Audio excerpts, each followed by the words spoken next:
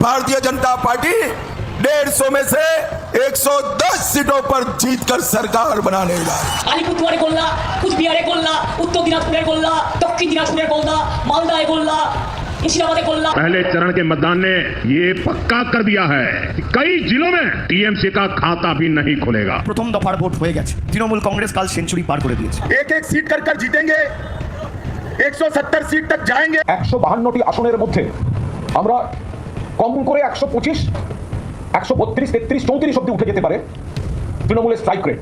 152তে 125 তো হবে। পশ্চিমবঙ্গে প্রথম দফার ভোট অলরেডি হয়ে গেছে, মানে 23শে এপ্রিল যে প্রথম দফার ভোট 152টা সিটে হয়েছিল, তার মোটামুটি এবছর রেকর্ড ভোটদান পড়েছে অলমোস্ট 90%-এর বেশি, যেটা মানে এ যাবৎকালে পশ্চিমবঙ্গে এবং দেশের মধ্যে প্রথম যে কোনো একটা 150 বা 100 বেশি সিটের একটা রাজ্যের ভোটেতে 90%-এর ওপর ভোট পড়েছে। আনএক্সপেক্টেড ব্যাপার।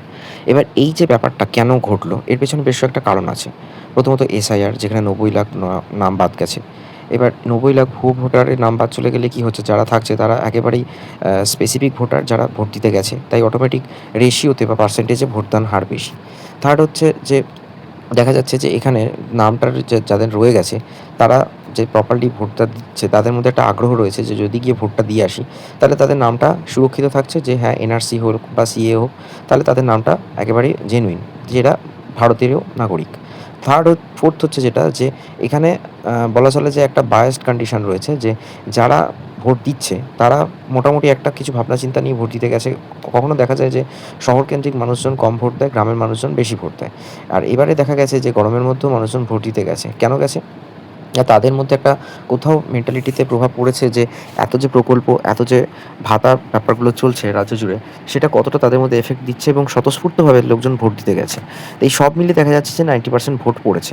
এবার এই যে ভোটটা পড়েছে, এটা স্পেসিফিকভাবে এসআইআর যাদের নাম বাদ গেছে এবং যারা রয়েছে তাদের পার্সেন্টেজ হিসেবে কতখানি প্রভাব ফেলতে পারে দুটো দলের মধ্যে, স্পেসিফিক্যালি লড়াইটা দুটো দলের মধ্যে চলছে, সেটা একটু অ্যানালিসিস এই ভিডিওতে আমি একটু করার চেষ্টা করছি। 2.5 লাখ। এখন যদি ভোটার টার্ন আউট ধরি 70%, তাহলে অ্যাকচুয়ালি ভোট দিয়েছে 1,75,000 মানুষ। এই 1,75,000 ভোটের মধ্যে পার্টি 1 পেয়েছিল 48%, অর্থাৎ 84,000 ভোট। পার্টি 2 পেয়েছিল 40%, অর্থাৎ 70,000 ভোট। আর বাকি 12% মানে 21,000 ভোট গেছে আদার্সের কাছে। ফলে পার্টি 1 এই সিটটা জেতে। পার্টি 2 এর থেকে তাদের মার্জিন ছিল 14,000 ভোট। এবার আসে 2026-এর ইলেকশনের আগে।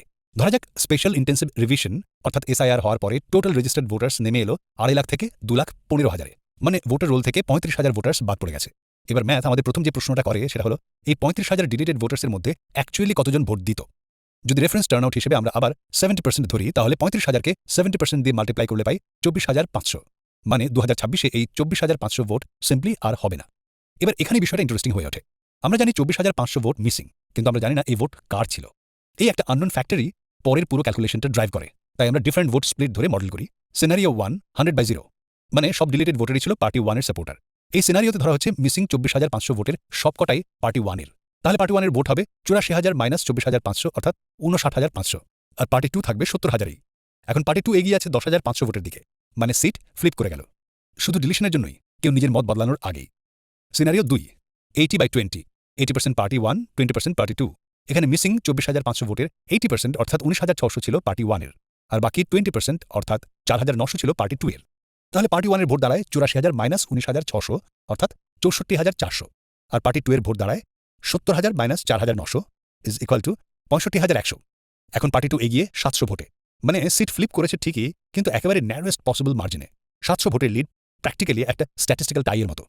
Scenario 3 60/40, 60% party 1, 40% party 2।